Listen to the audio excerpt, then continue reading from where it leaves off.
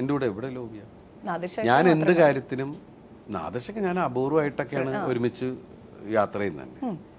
ഇൻഡസ്ട്രിയുടെ കാര്യത്തിന് വേണ്ടിയിട്ട് മാത്രമേ ഞാൻ സിനിമയുടെ നല്ലതിന് വേണ്ടിയിട്ട് അങ്ങോട്ടും ഇങ്ങോട്ടും പോയിട്ടുള്ളൂ.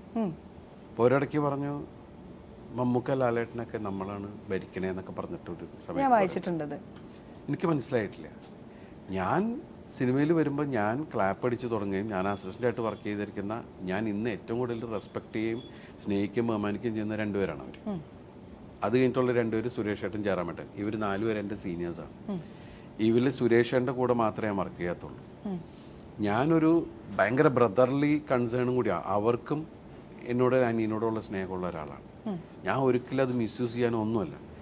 എനിക്ക് ആർക്കെന്ത് വിഷയം ഉണ്ടായാലും ഇവിടെ ഈവൻ നിങ്ങൾ ഡ്രൈവേഴ്സ് യൂണിയൻ്റെ അടുത്ത് വരെ പോയി ചോദിച്ചു, ആർക്കൊരു പ്രോബ്ലം ഉണ്ടെങ്കിലും ആ ഓരോ ആൾക്കാർക്കും വേണ്ടി ഞാൻ പോയിട്ട് പല കാര്യങ്ങൾ സംസാരിക്കാറുണ്ട്. എല്ലാവരും പേഴ്സണലി.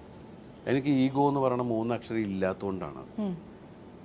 അത് ഈവൻ 2020 പോലും എനിക്ക് ചെയ്യാൻ പറ്റിയത് ആ 3 അക്ഷരം എൻ്റെ കൂടെ ഇല്ലാത്തതുകൊണ്ടാണ്. അത് ബിക്കോസ് ഓഫ് ഇപ്പം നമ്മൾ സംസാരിക്കുന്ന ലവിനെ കുറിച്ചാണ്. ആ ലവ് ഫാക്ടർ അവിടെ ഉള്ളതുകൊണ്ടാണ്. അവർ രണ്ടുപേരും അറിയാതെ മലയാള സിനിമയിൽ ദിലീപ് ഒരു കാര്യം ചെയ്യാൻ പോയിട്ടില്ല. ഞാൻ എന്ത് ചെയ്താലും അത് ഈ പറയുന്ന ആൾക്കാർക്ക് അറിയാം. ഇപ്പോഴും ഞാൻ അവരോട് വിളിച്ച് സംസാരിച്ച് എന്ത് വിഷയത്തിനാണെങ്കിലും ഇപ്പം ഈ തിയേറ്റർ അസോസിയേഷൻ്റെ ചെയർമാനും പ്രസിഡൻ്റ് ആവാൻ കാരണം തന്നെ മറ്റുള്ള എല്ലാവരുമാണ്. എന്നെ സംബന്ധിച്ച് എൻ്റെ പേഴ്സണൽ എല്ലാ പരിപാടികളും മാറ്റി വെച്ചിട്ട് ഞാൻ ഇതിനൊക്കെ പോയിക്കണം. 5 പൈസയുടെ വരുമാനം എനിക്കില്ല. ശത്രുത ഉണ്ടാവുക എല്ലാവരും വരിക്കണം. ഞാനാണ് സംസാരിക്കുന്നത്. എൻ്റെ പിന്നിൽ സംസാരിക്കുന്നത് എന്നെ പറഞ്ഞു കൊടുക്കുന്ന വേറെ ആൾക്കാരാണ്. ഞാൻ സിനിമയുടെ നല്ലതിന് പോയി മാത്രമേ നിന്നിട്ടുള്ളൂ. എൻ്റെ സ്വാർത്ഥലാഭത്തിന് വേണ്ടി ഒരു പരിപാടിക്ക് ഞാൻ നിന്നിട്ടില്ല. എനിക്ക് ധൈര്യമായിട്ട് പറയാം. അതുകൊണ്ട് ഏത് അസോസിയേഷനിലാണെങ്കിലും ഏത് വ്യക്തിയുടെ മുമ്പിലാണെങ്കിലും ഞാൻ നേരിട്ട് കയറിച്ചില്ല. എനിക്ക് അവൻ എന്നെ കാണാൻ അങ്ങോട്ട് വരട്ടെ എന്ന് ഞാൻ ചിന്തിക്കാറില്ല.